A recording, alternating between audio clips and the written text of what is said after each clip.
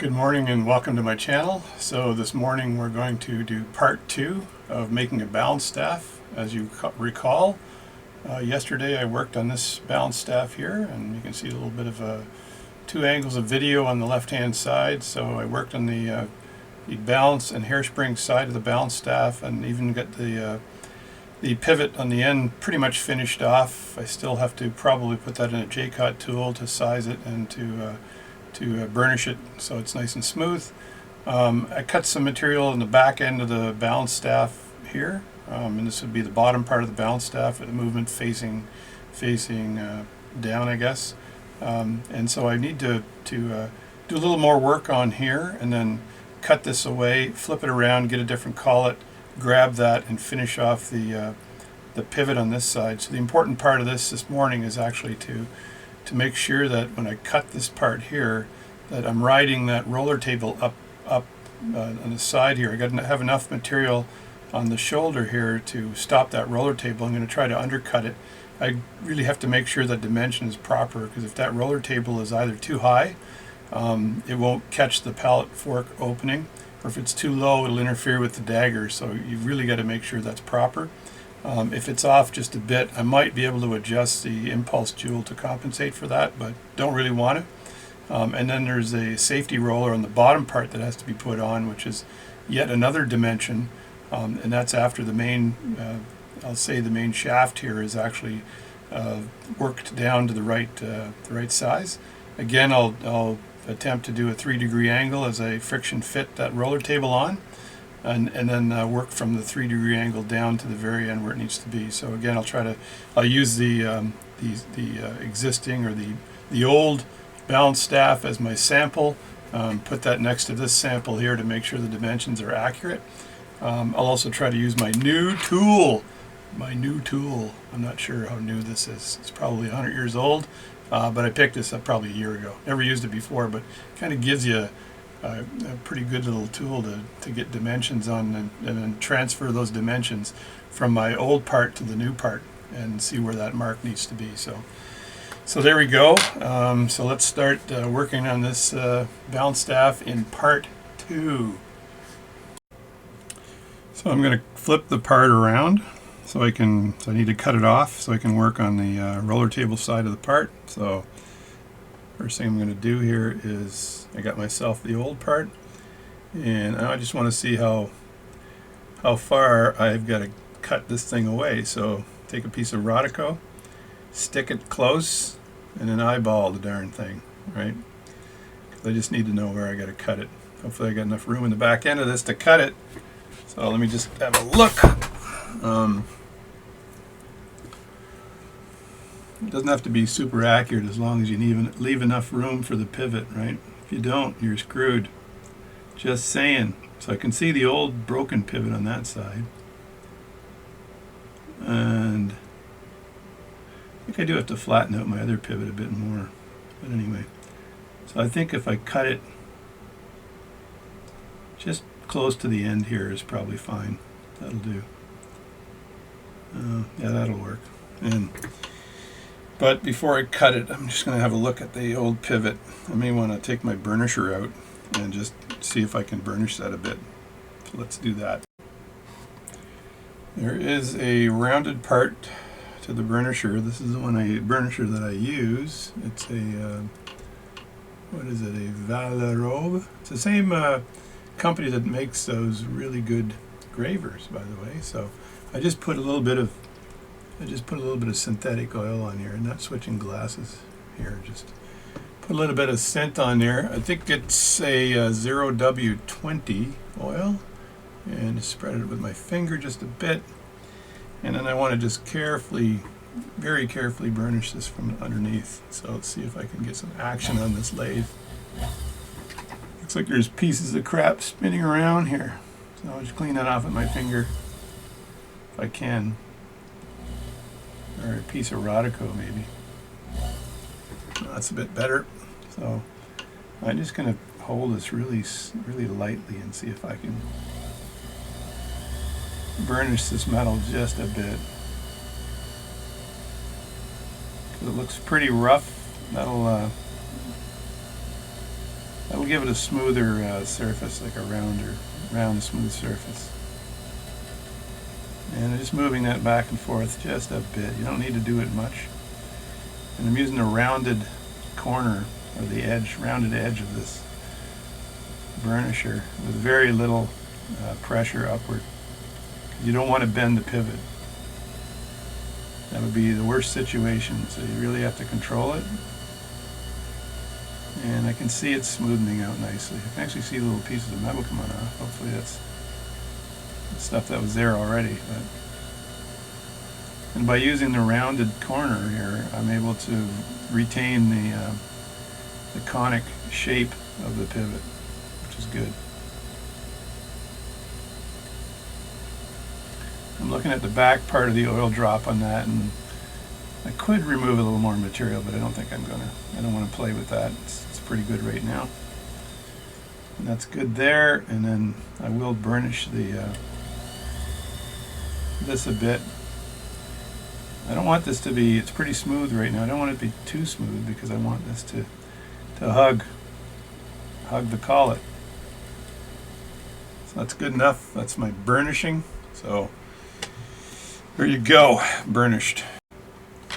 So now I gotta cut this piece away. So what you don't want is for this piece to fall and then the pivot actually hit the ground or something, right? So just cut this very carefully. And I'm gonna use my 4mm graver to start.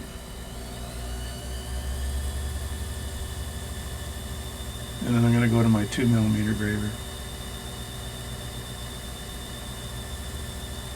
I just want to go down a little bit here, take a little bit of material away because I can remove quite a lot. Oh, someone's at the door.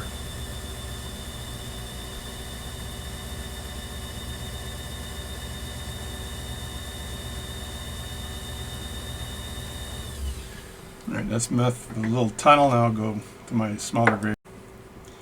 It's a little tricky parting a piece, so I think I've got to move my tool rest a little bit closer to the part so I can get a good part of that tool rest onto or a good part of my graver on that tool rest without too much concern. I don't want it to obviously hit my collet, so it's in there pretty tight right now. It's not really that close, but I think I can just part it. I'm using my 2mm round to part this, so let's hope this works. And when I get close to the end, I'm really worried about this flinging off, and I need to protect the pivot on the end, so I might just put a piece of Rodico on the end to protect that pivot. There we go, starting to come off. Seeing if I'm recording here.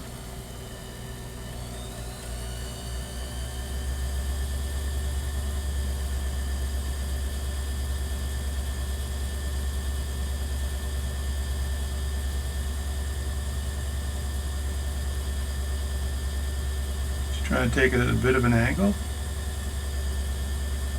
It feels like it's grabbing right now, which is not good. Yeah, it feels like it's grabbing and pulling up. I don't want that to grab and pull up, so I'm going to switch to my other graver, my flat one. All right, I flipped to my 2 flat. I'll go down a little bit more, and then I'll see if I can switch to my, just put some Rodico on the end of this. And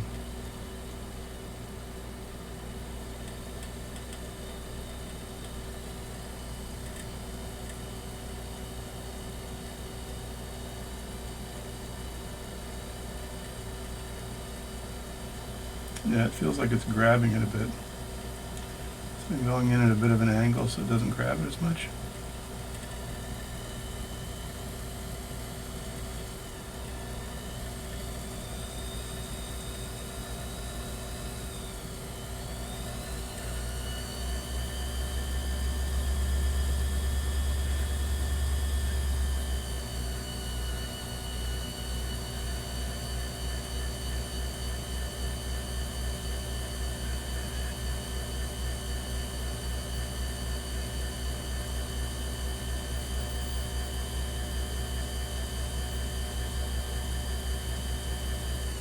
I think I need to make myself a parting tool. You can make a parting tool. They look a bit different than a regular graver. So the angle on the end it goes from, I think, wider to narrower, and that allows it to get in there and not cause an issue. So, but I'm going to stick a piece of Rodico right on the end of this because I don't want it to fly off and that pivot to break. Because that pivot is exceptionally small. So there we go. That's my little rubber ball that's going to save my life. The old rubber ball pivot trick. Now is that going to spin? Yeah, no, I got room there. So let's just keep working on this. Might be able to just use a file to finish this off. I don't know.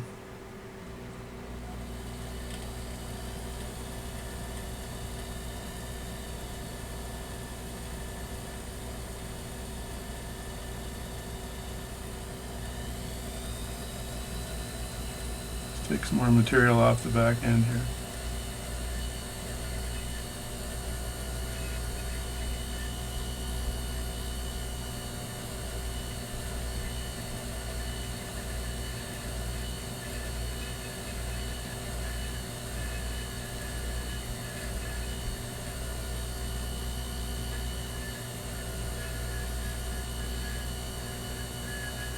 It's just giving me a wider area to cut away.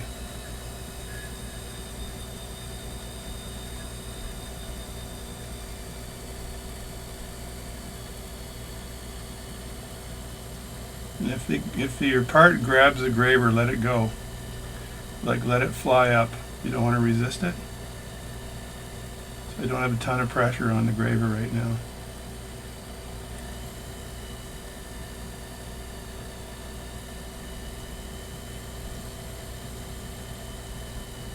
It's getting pretty close to the end there.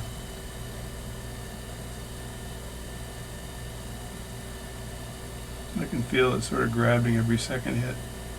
I'm just turning it at a bit of an angle, like 45-degree angle, so it doesn't grab the graver as much. And you can feel the part kind of wiggling in place.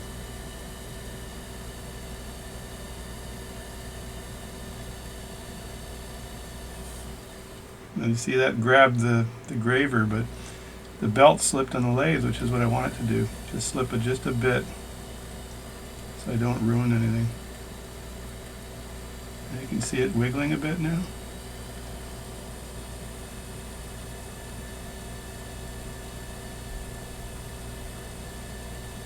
More than likely I can just grab that part now and then twist it off. See how steady that part is. Grab my tweezers, and then very carefully see if it's moving at all. A little bit. I'll try to take a little more material off. You see how thin that gets, right? So if I can just put a card underneath, I'll put my famous dimension card underneath there, so you can actually see how thin that part is getting. I should just leave that in the background because it's a nice background to see. No, that doesn't work. The problem with these tool rests is that when you get the tool rests in here, it's hard to see the part because it's such micro work, right? Micro work.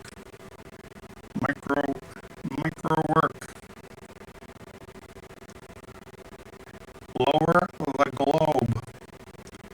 You see, I like Mike Myers, by the way. He's a pretty cool dude. It's funny as hell.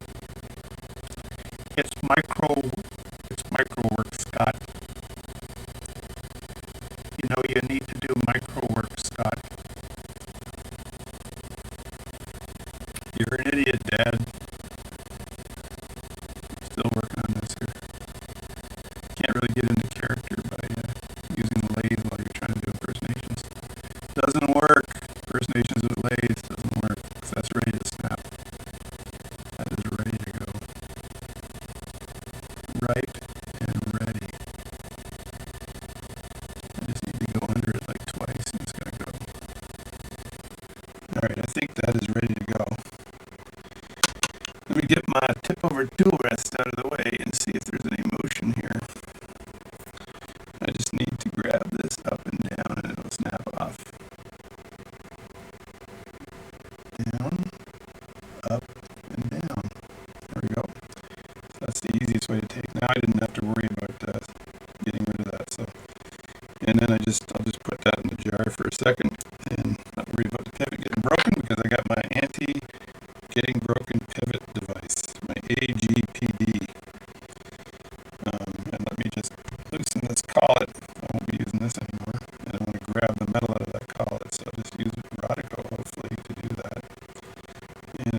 Rodico at it, and that's what we have left for the metal. Look how small that is. It's not a lot. I couldn't make another part with that. And just replace this collet and then chuck up the staff the other way. Alright, I flipped it around and I had to chuck it up instead of chucking it up on the shoulder for the balance. I had to chuck it up in the shoulder for the hairspring because I had really no grip on that chuck. So the hairspring has a nice grip on it, and I rode my fingernail underneath here when it was a little bit loose, and I was able to get it 100% perfect. So it's turning absolutely perfect with no roll on it at all. So just have to make sure everything is fine here. And so the next job here is to cut the staff down for the roller table. And as you recall, if you do recall, the roller table dimension was 1.1. Here 1.1, or which is 1.1, or I said 12. So bring it down to 12. I think I've got it at 12 right now, but I'll get my Duzamin gauge out here again and have a little Duzamin look. And it is just under 12 right now, and the end part here is at just over 11. So I highly doubt if that roller table would fit on right now. I'm going to remove a little bit more material to fit that on, and we'll start doing that now. So I'm going to start with 4 flat to remove some of the material from here. I want to get, as I've said before, I want to get some of this material down to where I've got a good fit on here. I also have to cut this flat, so if you just do that first, make sure I've got it. No, I'll just take a bit of material off first, and I'll cut that flat after. I want to make sure the width here is the right width here. The diameter is correct, but the width might be off a bit. So I'm just going to bring my graver in here, and this graver is like, I sharpen this graver, so it's perfect right now.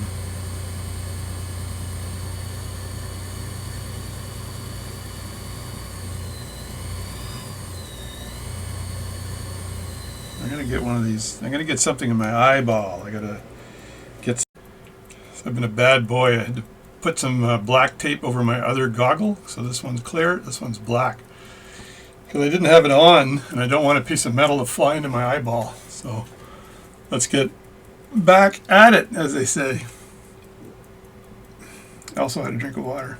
So I'm trying to get to 3 degrees here, which looks like I'm doing pretty good.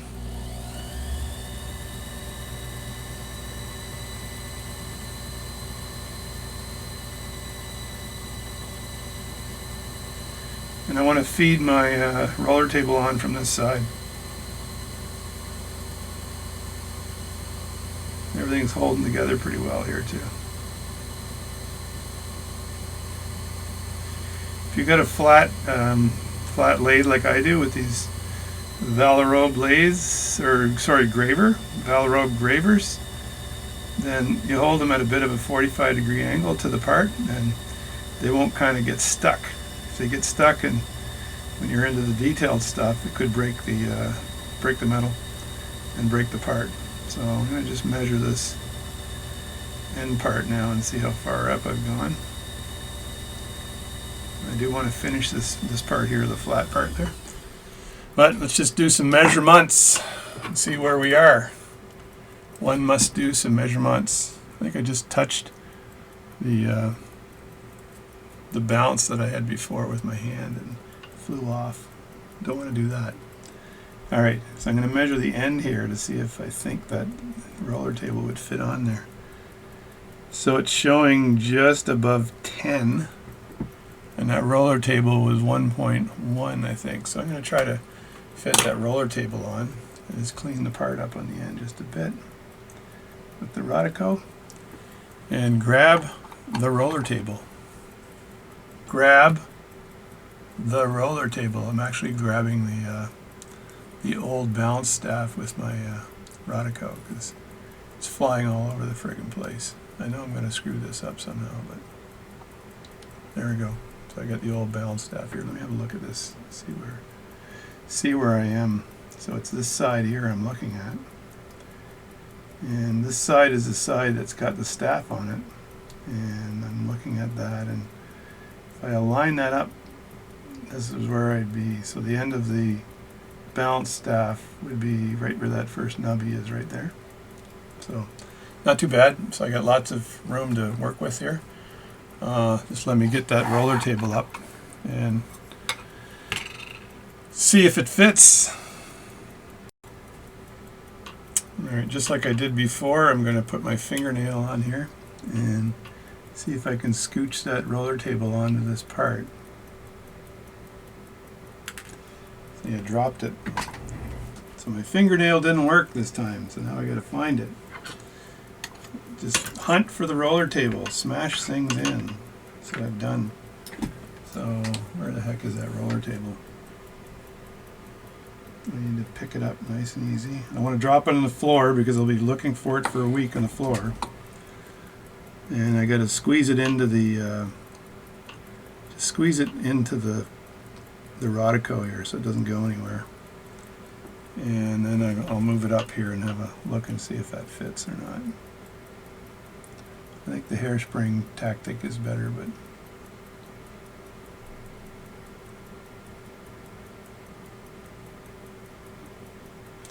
holy crap, the thing's riding all the way up. So if you look at that, I don't have much left to do in the roller table. Looks like it's pretty much on there, except I got probably double the width of the roller table to get on there. So I got to really be careful. So I took a lot of material away and I almost screwed myself. And with the roller table, you can reduce the size of the hole, but you don't want to be in that situation.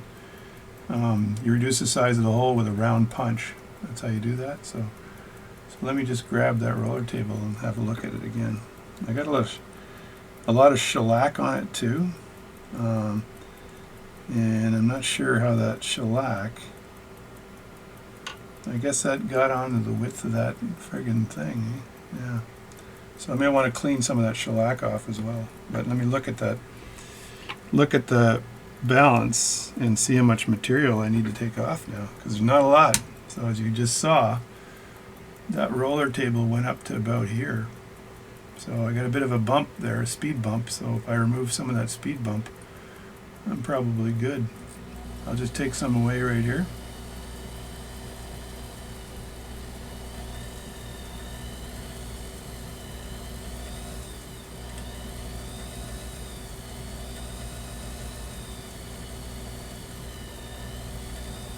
I do have about a 3-degree angle there, so I might be able to look at this very closely. Again, I've done this before where I've got the roller table and I've kind of screwed it up because I took too much material off, so you don't want to do that. That's department of not good. So I'll just flatten this out a bit.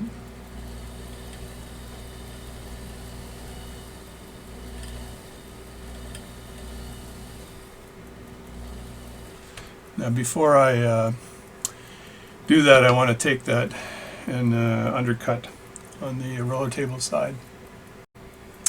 So I think I can undercut the roller table side using this graver here just a bit, and that way I've got a flat surface to work with, and then I'll measure that against the existing one.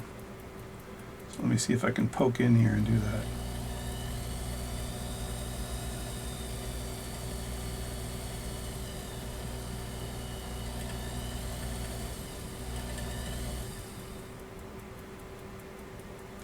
It's just about perfect.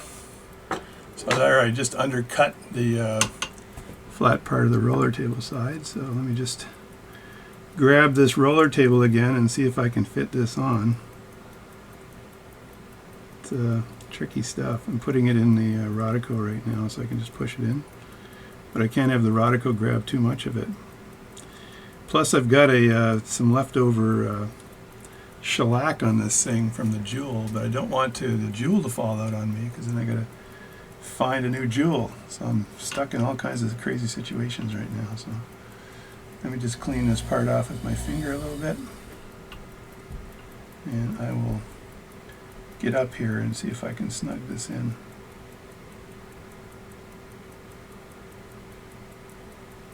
You know what? That's almost done. I think when I stake this on, hopefully I didn't take too much off. I can stake that on with that last little piece of material, and I am done. Yeah, if I take any more off, I'm screwed. There's just enough on there to grab that roller table. And I got some leftover shellac there. What I'm going to do is turn this around and try it the other way, just so the shellac wasn't interfering with it too much. And I'm not fooling myself. If I need to close the hole in the roller table, I can do it just a little bit. So let me just put that in here. And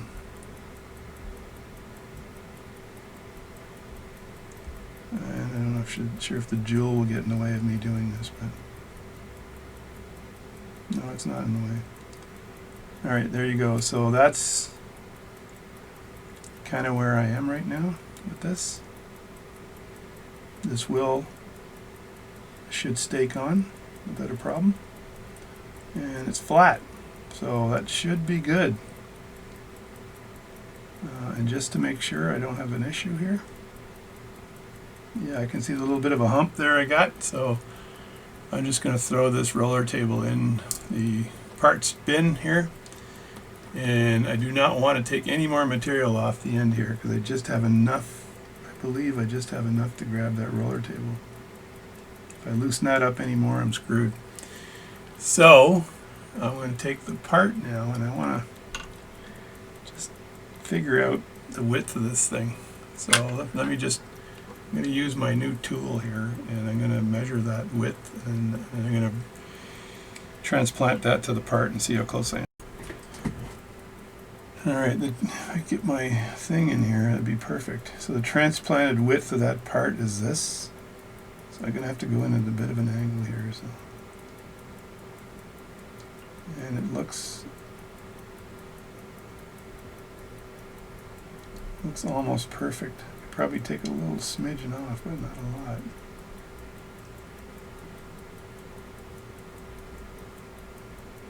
No, that's perfect. I'm not taking any off. That's absolutely perfect.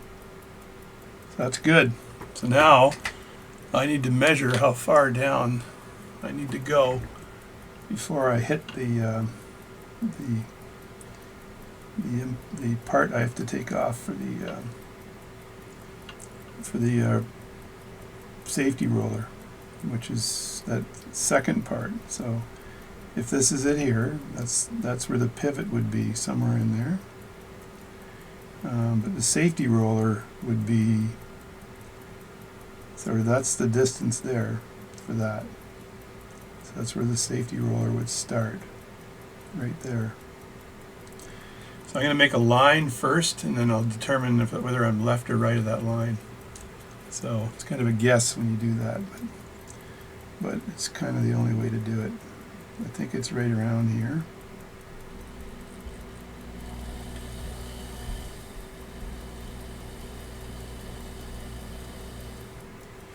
There, I made a few lines. Now let me look at this and see how far down I am. So you match the base of that with the where the roller table snugs in. So I can actually go a little further. There's two lines there. The second line I did was more accurate.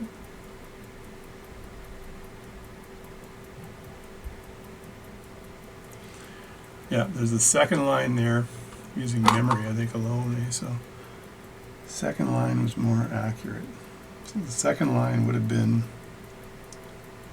right here.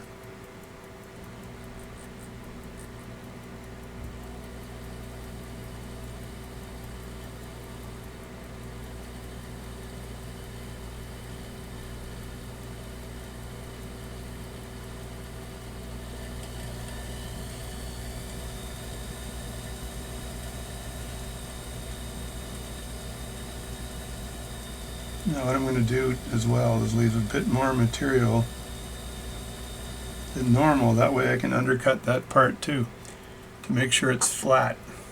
That's the trick. Flatness is good. So I got that. Let me see, get that like that. Get that rid of that stuff there. So there we go there. Now I just want to see how close it is. There's snugged up against the line, and there's a little bit more material left, which will allow me to do that undercut and flatten that surface, which is perfect. Now I got to remove enough material for this, the basic second roller, the safety roller. So, and the safety roller goes down to get the card back out, Department of Good Cards, roller table, whatever I called that, RTD or something. It goes to 0.6, so I'm going to drive that down to 0.7, just because I can't, if I make it too small, I'm screwing myself. So, and right now, the end here that I've taken off is at 10, so I got a ways to go. When I looked at it, it looked like it had a ways to go as well. So there. Alright, let's start taking off material. Now this graver is like super sharp, and it takes off material pretty fast, so I gotta watch it. Don't want to be too aggressive here.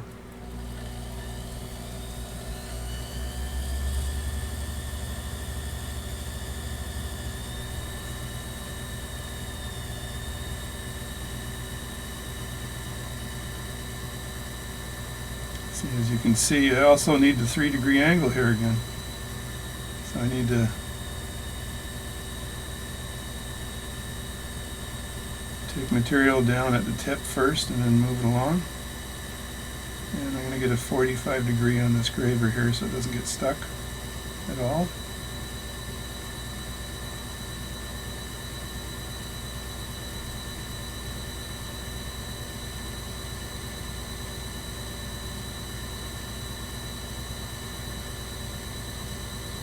I said it's around 0.8, right?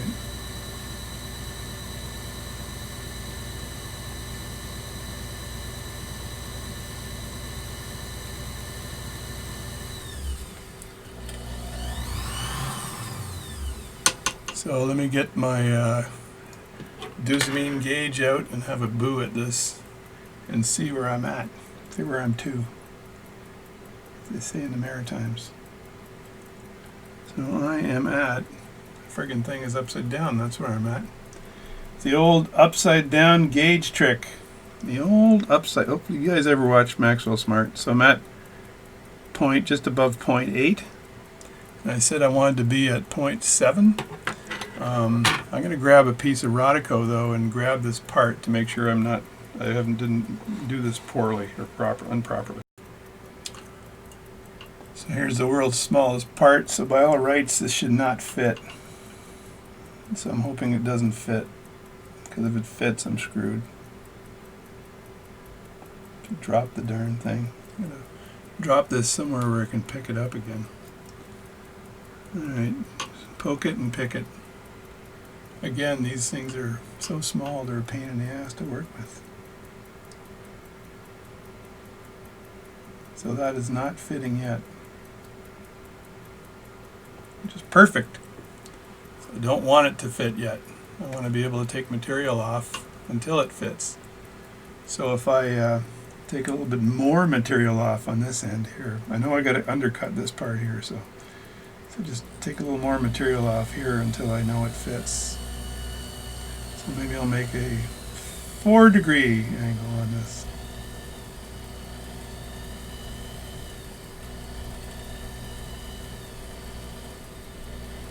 That might fit there. Grab the part, flip it aside, stick it in. This one here, I just leave just leave it stuck in Rodico. Okay, now it's sort of going in, but not far.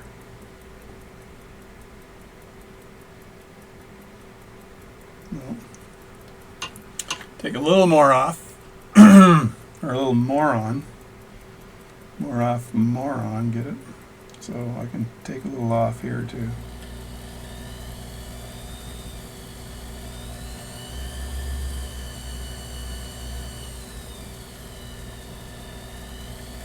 Be really careful here because not a lot to work with.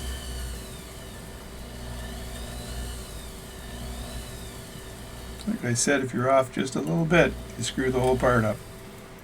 So there we go. Now grab that part again, and it's kind of embedded in my Rodico now, so you got to work over something, like you're not over your carpet or anything like that, because for sure you will drop it onto the carpet and you will spend the afternoon looking for the world's smallest part on a piece of carpet. So we've all done that. If you're in the watchmaking game, you've all been on the floor on all fours looking for parts that you dropped on the carpet because you weren't paying attention to what you were doing. So I'm just saying, okay?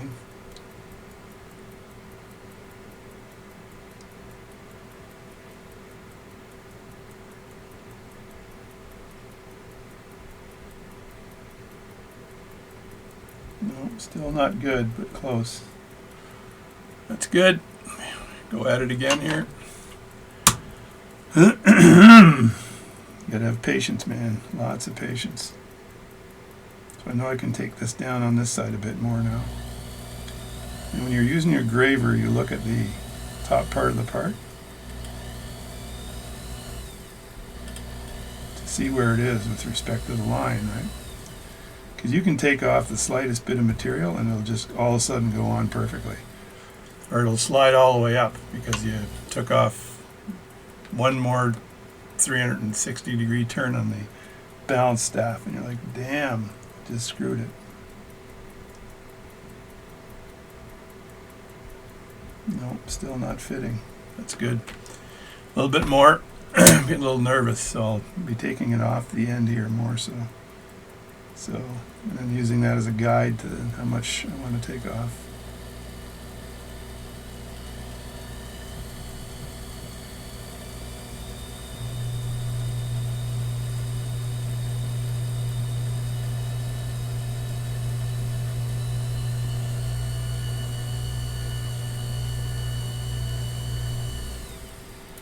All right, it's got to fit now.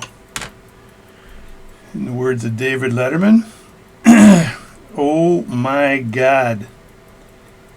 Oh my God. I have to entertain myself while I'm doing this. I don't talk to myself on that work, by the way, so only when I'm doing this stuff. Hopefully it's mildly entertaining. I don't want to tell you a little story about a man named Jed. A poor mountaineer, barely kept his family fed. See, that's almost on.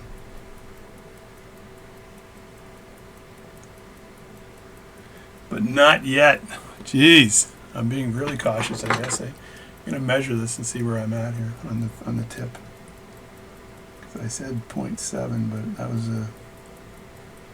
Where am I at? I'm just under 0.7. I said the actual measurement was 0.6. So I'm getting pretty effing close. Effing is not swearing. Oh, by the way, Netflix, I said yesterday maybe, Netflix has a new series on swearing, so you're going to need to watch that.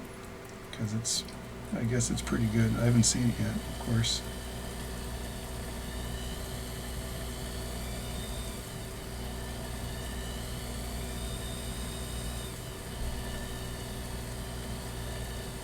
See, that's going to fit for sure now. That'll slide on, I think. Clear my throat. Where did that part go? That's on the other side. Be very careful when you're picking the part up because you're going to lose it. And there's actually in this part here, it looks like it's been crunched on one side to stick. So a watchmaker screwed up and then had to pound it on one side of the metal to make sure it's stuck on.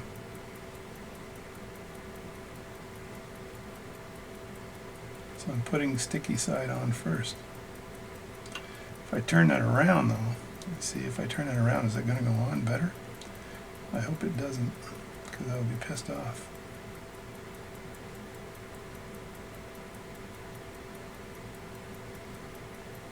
See, it's sticking on a bit, so you can see that there. It's just barely going on, which is not good. I can put it either way, I guess. This way here is, call it dirty side down. So Excuse me. So take even more material off. Oh my god. Oh my god. Should I try to get really close with the camera here so you can see what I'm doing? Maybe?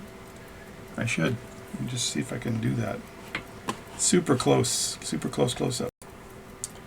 Alright, there's my super close up. So no complaining about the angle, folks, okay? Because I got to see if I actually hit my camera with my lens.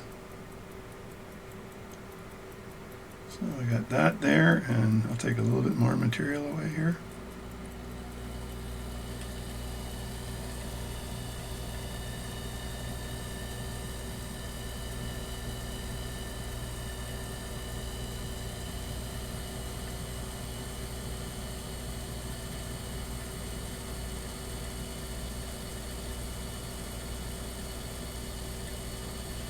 Everything seems darker because the lens is in the way and it's making everything darker, so it's harder for me and nicer for you.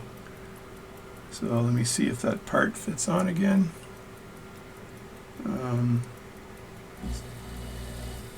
Spin it for a second. Okay, now we got a fit. So now it's fitting in, and it's fitting in a little ways here. And if I turn that around, is it going to fit just as good? Let me see. So I'm just going to stick the part on the Rodico here, and nice and easy. And turn that around. And then stick it in the other way, because I noticed the last watchmaker or the manufacturer or somebody pounced it a bit on the other side. So. Alright, that's going to go flying, so I'm going to push that in a bit. Alright, I need to go away for a second and pinch that onto the Rodico because it ain't working right now. Excuse me. I need to go have lunch. I'm getting a headache.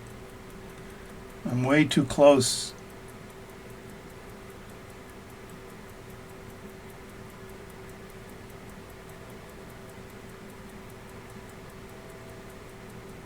Alright, so that's now on the other way. And the same amount of part is kind of sticking out, so yeah, so that's fine. So I know that's basically the diameter I need to work on. So the diameter is right on the base now, so I'm going to show you right now when I get in there. So the diameter is right, that is the diameter there on the base, which means that it'll go on here, but it won't go on here because I got to work this diameter down a bit, but not too much.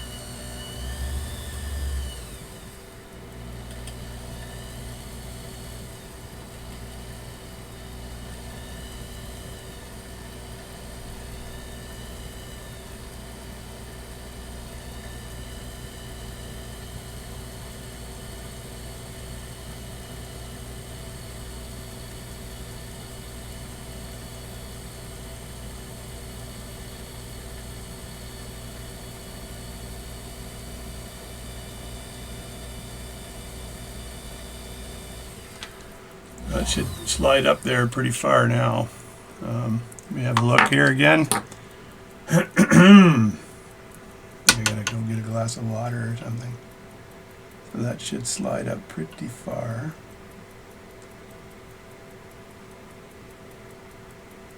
Use my handy dandy guitar fingernail to poke that off. So that's how far that's sliding up now. No, still some room to go here. You just don't want to overdo it. Don't want to overdo it. I'm very nervous about this because this little jobby-do roller table could screw everything up nicely. So, and you want to have the safety roller on there if that's what it's supposed to do, right? So, there you go. So a little more material off the back end here. By taking the material off here, I kind of understand how much I got to take off on the other side. And I just ride it up to here, and I don't want to touch the other part because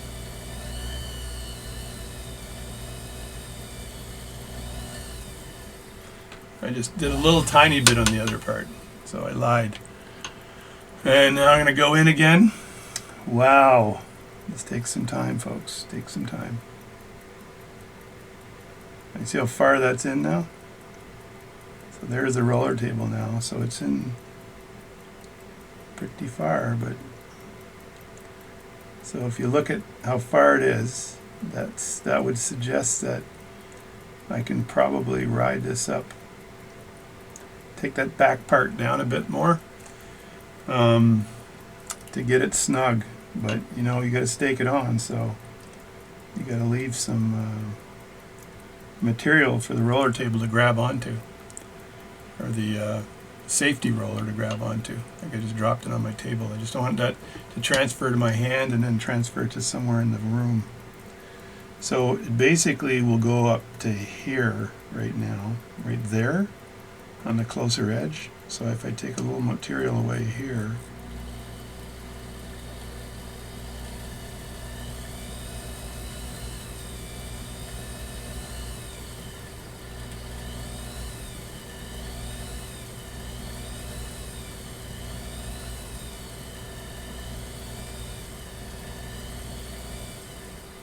I want enough material to be able to stake it on. So pound it down. That might do. Get rid of the hump here.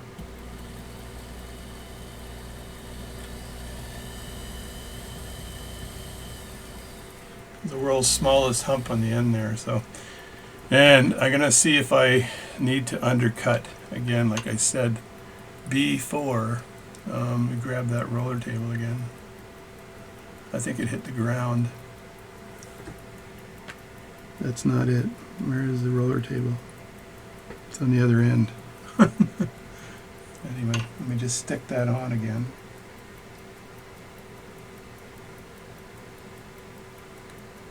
Alright, so you can see that roller table is almost, push that down a bit more. So that's almost fully seated there when I press it from both sides. Like that, right? I gotta just leave enough material that it's gonna grab it, so, and not too much, so I could have a look at it again from the side.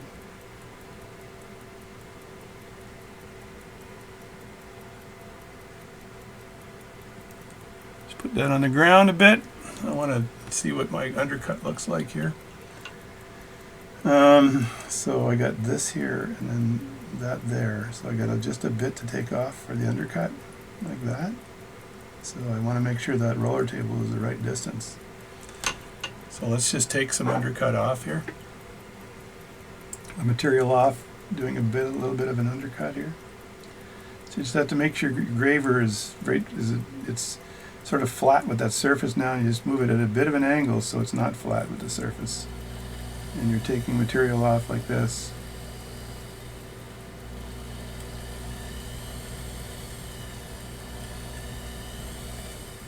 So now I'm going to look at, see with that other part how close that is. So grab that part again, and I'll just snug that up against there, and I just want to see how close that is. I got a little bit more to go, not much, but a little bit more to go. Just a bit, not much. I'm telling you, this is difficult. This is not easy, folks. Ladies and gentlemen, not easy. I should have the tool rest at a different angle, but I don't want to change it, so I'm just going to hold it tight and pray for the best.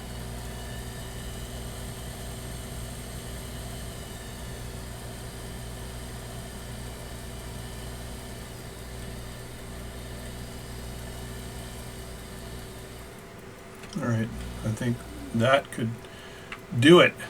Do it! It could do it. Do it. Do it. Do it. I think that's a comedy thing I watched a while back. That's so friggin' close, man. Maybe just a little bit more.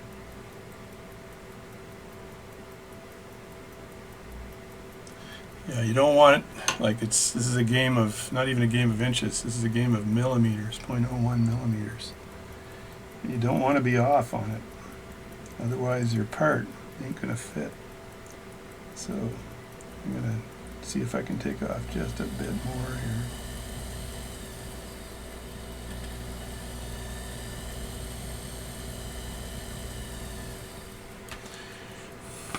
Alright, it's scaring me, man. It's scaring me. See what that is. Right on the money. So if you can see that right now, you'll see I'm touching the one side here and the other side's touching the other side. And there's no gap, which means this thing is absolutely perfect. So that's perfect there. And then I need to make sure that other safety roller table fits on. So, because that'll fit up here somewhere, right? So I have to take a little material away here.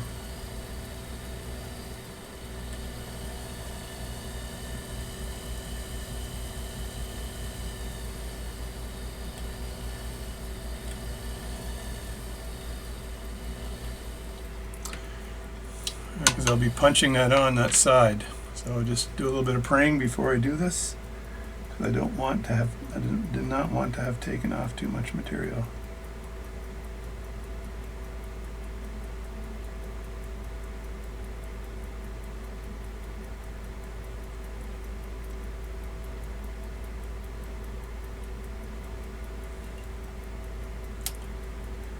It's not too bad. I could take a little tiny bit off, more off, but not a lot. Not a lot. Sorry if I'm boring the hell out of you with this, but this is what you do. This is a full-length, full-feature film. Let me stop it and start it again so I don't get audio issues.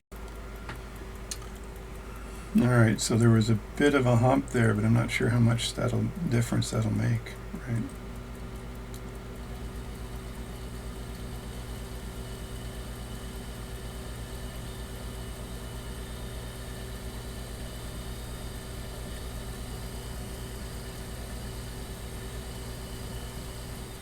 There. Well, that's all I'm taking off there. That's just too damn close. Too darn close. Keep it clean, baby. Keep it clean. Clean. C-L-E. Mr. Clean. Right? Or Monsieur Clean if you're a French guy. Or if you're American, it's clean, eh? No, that's a maritimer. You're cleaner than clean.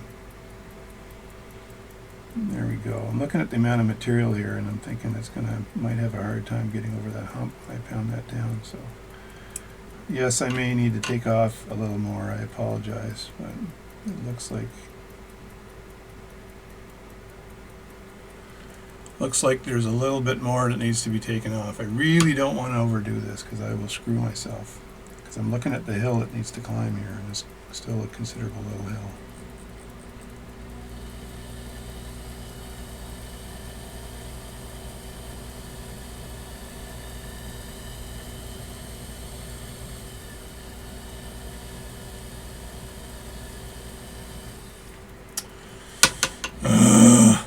This is killing me. Jeez, Ricky. I think you guys are, I guess if you're in the US or the UK, you probably don't watch the crazy Trailer Park Boys because that's just stupid TV called, but it's funny because I know people that are like that. Well, that's in nicely, but again, will it climb that hill? Once I stake that in, I'm gonna have an issue. I got to look at the amount of degrees I got again, right? So, and no need measuring it because it's not going to help you at this level. So you might as well just chew a bit more material off there and see what happens.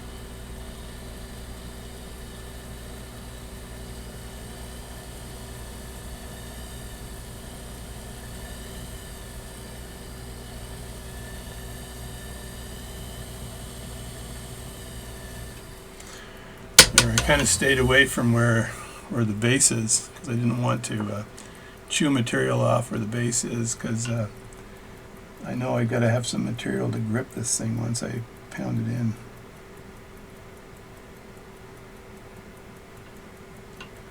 Now I push that in like that, see if that's good.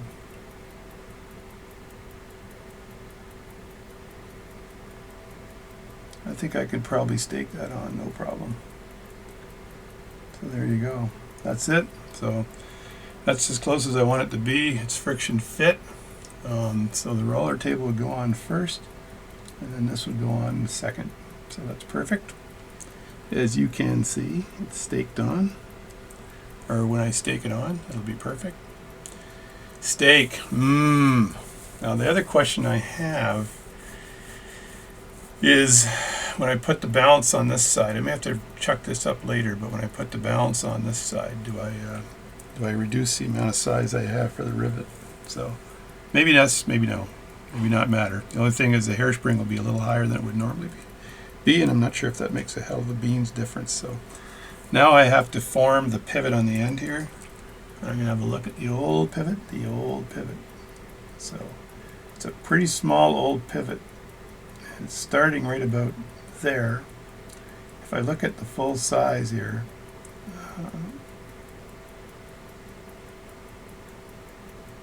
I can get rid of that chunk of material on the end and then start my pivot on the end there. So let me do that. Foist. Get rid of that chunk of material on the end. The material chunk on the end. So this is the chunk I'm talking about right here. So can I cut that off without screwing everything up?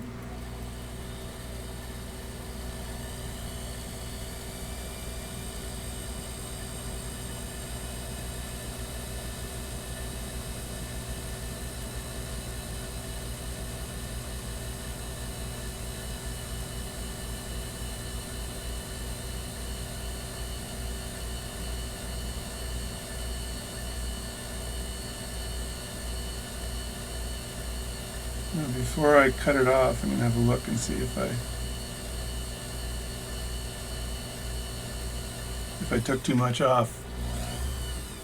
So I need enough room for the pivot, and right now I've got that piece is on the end there, so I can use that as a pivot. So if I had to pivot right there, then that's too big. So if I move that over, it's right around there. So that has to go over a bit, because that's how big that part is, I guess. So I got this part's nailed, and this part then would touch the end, I guess, something like that, I don't know. So I do need to get rid of that chunk on the end. It's too big, folks. That is where it is right now, so yeah. So cut that off, flatten it, that way I can start the pivot without a problem. And get a graver that's a little sharper than that. Okay, there we go. So I can go at an angle again just to work that off with this 4mm one.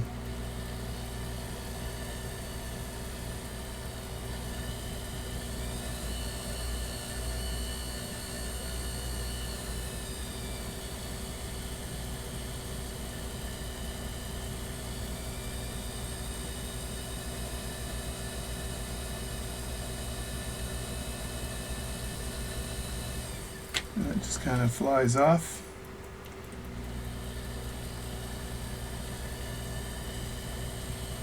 There, that's where that part is, and I don't want the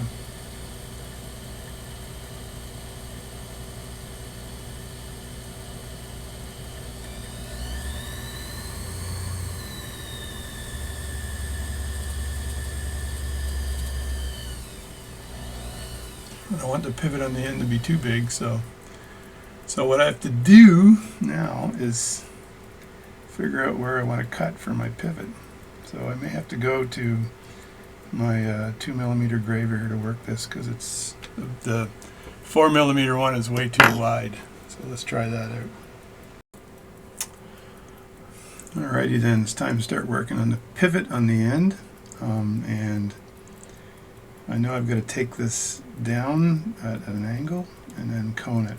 So let me see if I can remove some material here.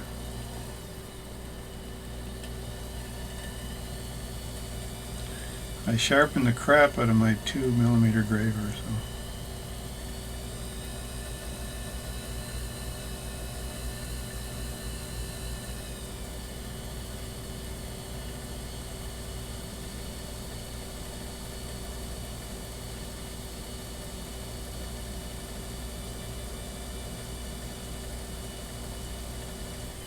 One thing I need to do is throw a black background in here because it's causing me all kinds of issues with my seeing the part properly. So see if that helps a bit. I'm getting too much shine on the lathe here, so which is not good.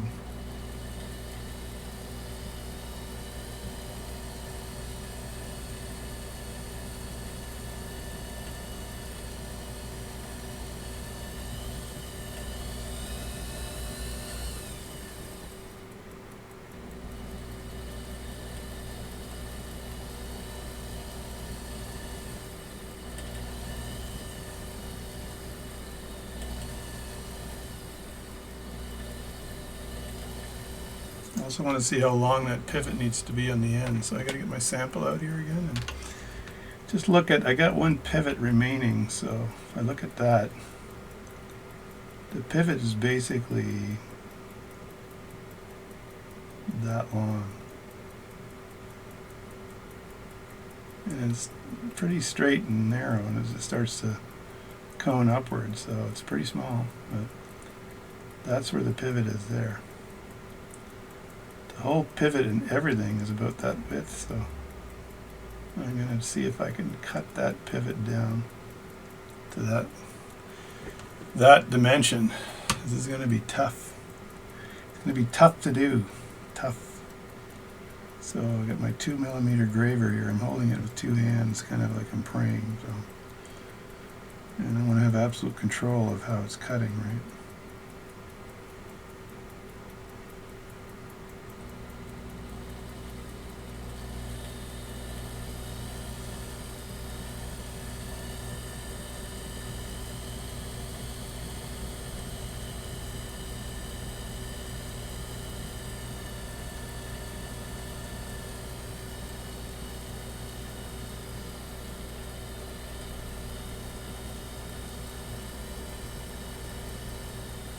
I think I need to move to my rounded graver here.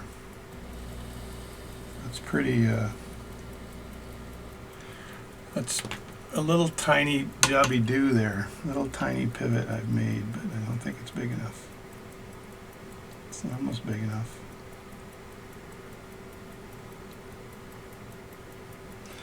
Yeah, I need to move to my rounded graver, and so I want to make sure my rounded graver is also really sharp. Alright, just so you can see it, there's the graver sharpener, and there's the graver, so it's sitting in there. And I'm going to scrape that against my 3000 grit plate. Alright, my rounded graver is sharp. Sharp as crap. Not sure if it's sharp as crap, but anyway, it's sharp. So what I need to do here is kind of get a little bit of an angle on this pivot here. And take just a bit of material away from here. Not a lot.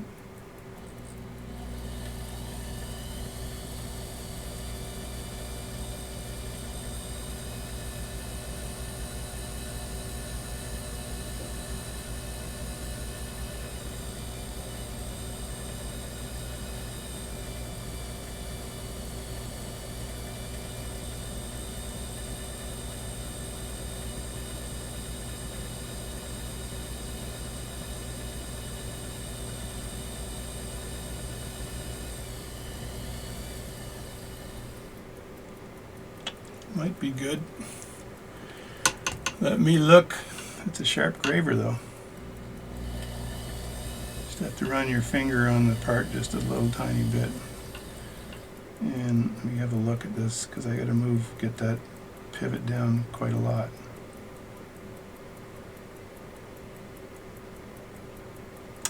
That's not bad. So that's good. Now, question is, do I put a little oil thing in here? Because the oil thing would be kind of right here, and at just a bit of an angle, so I'll just try doing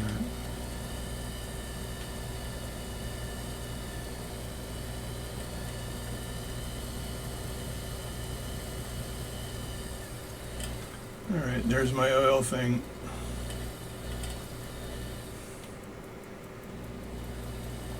I lost my piece of black cloth, and that black black cloth makes a huge difference in my visibility, so just get a piece of cloth or something in the background, because that shine on the lathe, I'm going to swear any second now, this keeps freaking dropping off. But the shine on the lathe is very difficult to cut a pivot when you've got that shine on there.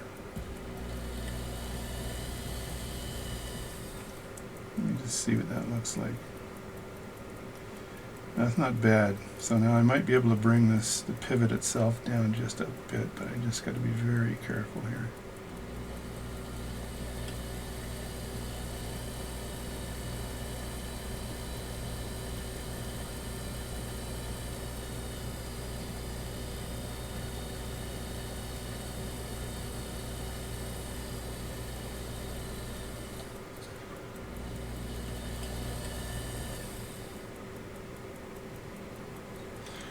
Alright, I think that's as far as I want to go with that. Now I gotta take out my stone and start romancing the stone here. Start moving, move stuff out of the way so I don't get parts on my elbow. Throw all the parts inside the appropriate container, and that way I don't lose them all. If you look at the there's the balance staff here, and there's my pivot. I need to work down a bit, so there it is there, and there's the collar there. That's perfect, actually, perfect width on that. And then there's the other side there, so that's absolutely friggin' perfect, and it's all undercut. So I've undercut it all so the parts will fit flush on there. So I just need to do a little work on the pivot, then I'm going to end the video. I don't want to do the staking part on video, although you're probably saying, how come you're not staking it on? I just wanted to show you how to make one of these. I could make another one where I stake all the parts on and actually get it operating.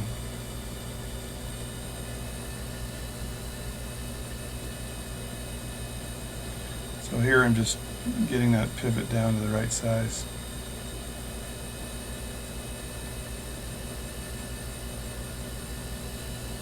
You don't have to move the lathe very fast. I used to oil this up, but I found that oiling it up doesn't make much difference. Stone works pretty good without the oil.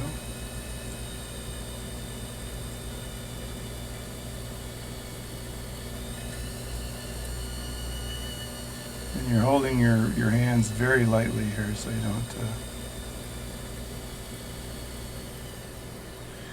don't accidentally screw the pivot up here.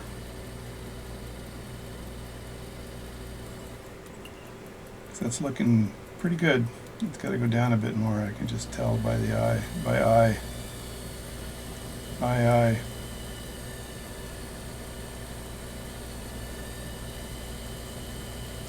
I'll polish this a bit at an angle, that way I can retain the cone.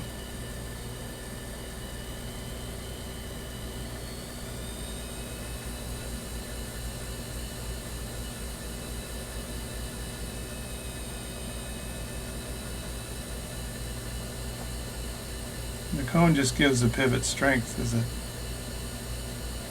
goes off of that cone.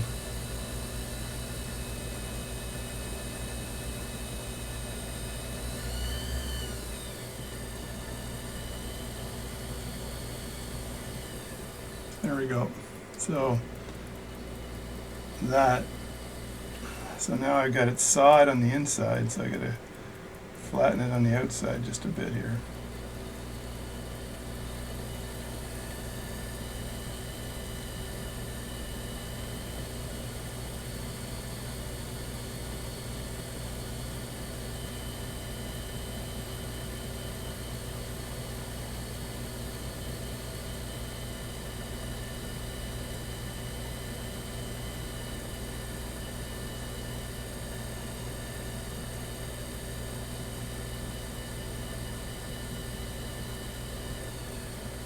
That pivot may in fact go into the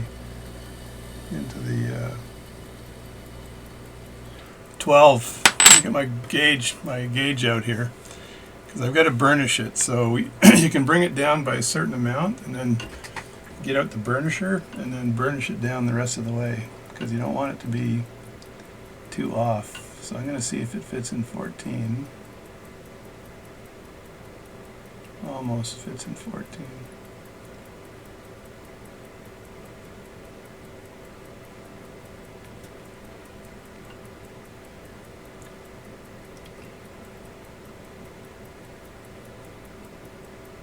So it's almost fitting in 16 right now. So it does have to go down a bit more. So I'm going to polish this sucker down a bit more, and then we're good as gold.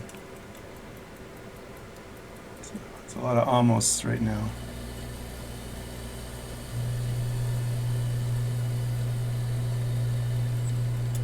So again, you hold the stone nice and easy.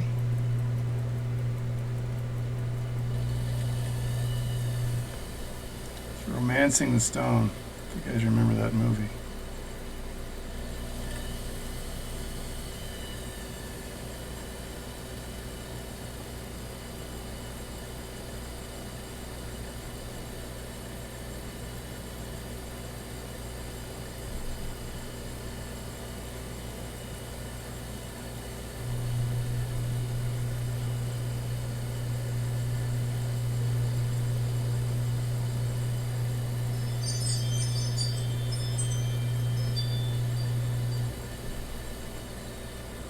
And try not to get distracted by your wife coming in the door, which kind of takes your mind off of what you're doing and frigs up your pivoting. Let me look here and see where I'm at.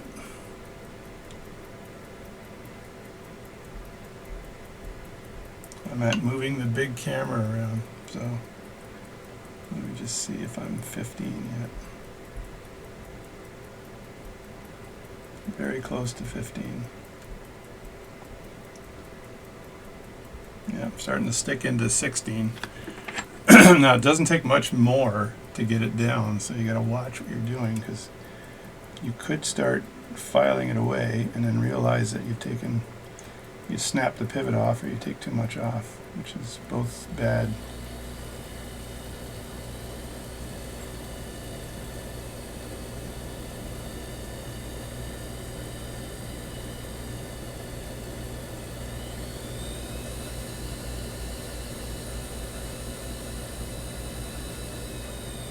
Watch I don't file the top of that.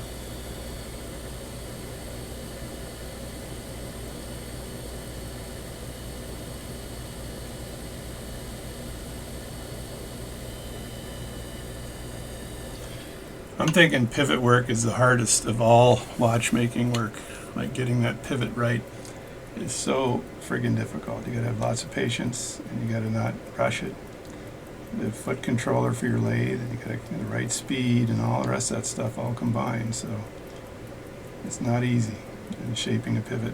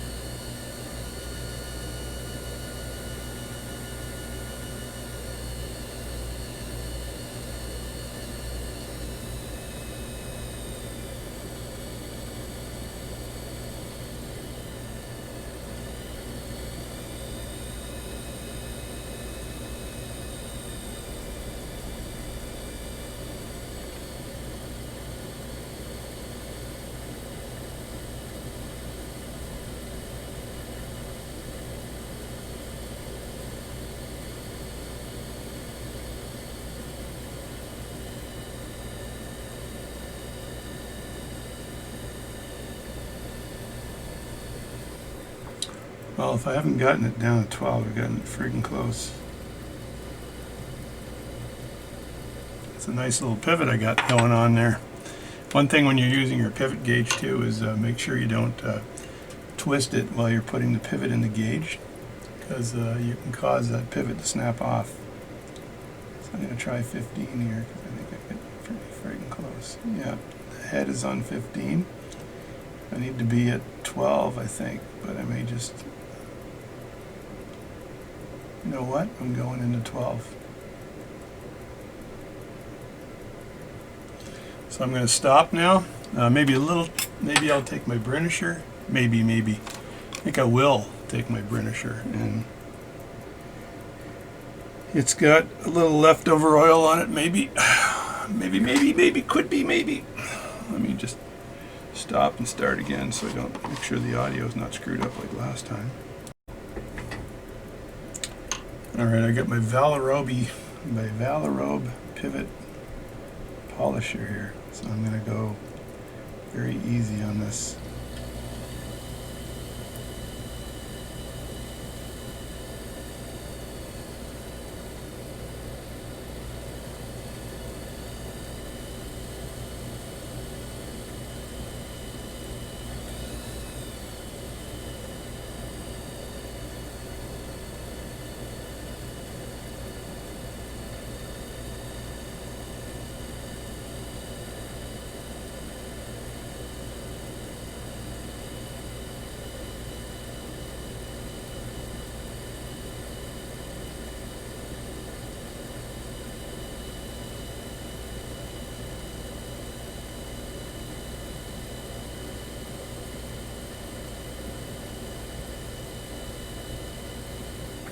Alright, that's good enough. So that's pretty much the balance staff. Let me just get rid of some gunk on the end of this pivot here.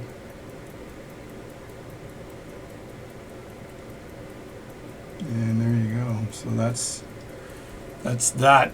And just for the sake of aesthetics and beauty and overall get to itness and what the heckness, I'm going to just take that. I'm just going to take that black material off the surface of this here, just for the hell of it, right? Just so it looks super good.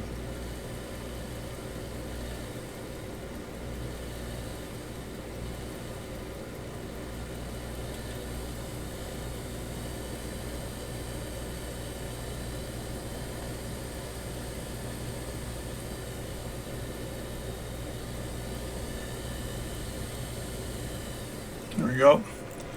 And this is the balance staff here. That's the pivot on the end there. So it's pretty damn close. I can take that down a bit more probably, but I'll do that. I'm going to do that after I've put this balance on and stuff and fitted it, and then I'll be able to spin that and take the pivot off if I need to. I won't put the hairspring on, that way I can grab it like I'm grabbing it now and spin it. But I'll be able to test it first. And as you can see, I left it a little tiny bit rough there on purpose. That way I can make sure it gets over that hump and grabs that. And this was a perfect fit, as you saw here. And the distancing is absolutely immaculate. So let me just show you that distancing. Let me throw the towel in. Where's my black cloth? Where is my world's nicest black cloth? So I'm just going to lay this down here, so see if that helps at all. Then I'm going to go and focus just a bit to see if I have any focus issues at all. Put my glasses on and refocus that super duper camera here I got, high definition camera, and see if it makes any difference.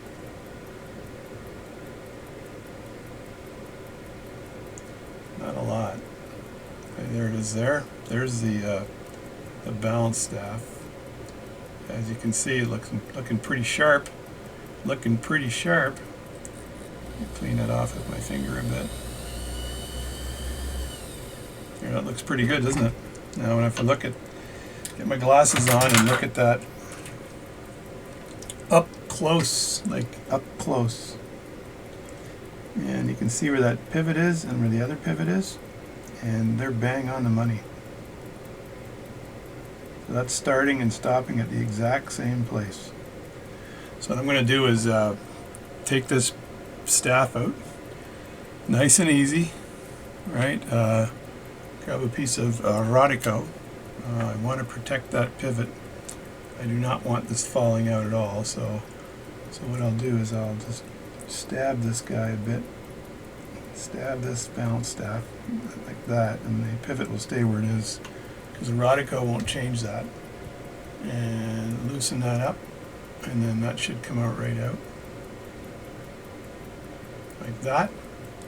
So that's that side. I'm going to pause the film and come back, and you can see the two balance staffs side by side and pretty much done. I'll probably do a part 3 where I stake it and put it in the watch. Alright, I had to make this last little video here because I think it's just amazing how small that balance staff is. When you look at it compared to the balance over here, this balance here and the hairspring, these are the ends of my tweezers, just to give you some perspective. So the old staff is on this side, the new staff is on this side, and you can see how I cut the pivots on this side. The only thing I thought is that the seat for the balance here, the collar that goes in the balance right there, was a little bit longer, which means I might be okay, might not be okay. I can rivet it on and then bring it down a bit after I rivet it on. And on this side here, I think I got to work on that pivot a bit more to bring that down.